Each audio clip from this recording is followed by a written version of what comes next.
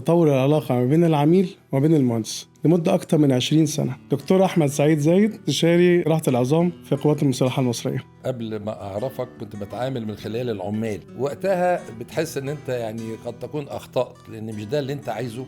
دي كانت تجربة فاشلة مع العمال. هل الثقة دي جت من مرة واحدة؟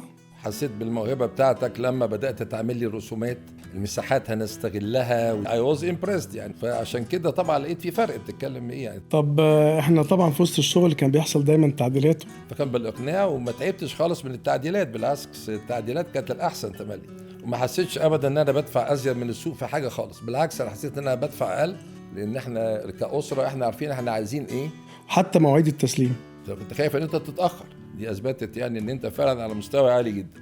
أكيد أنت هتوفي لما تاخد الحاجة كويسة من الأول، العلمية من الأول، ويكون السعر بتاعها معقول بالنسبة للسوق، هو ده الرخيص.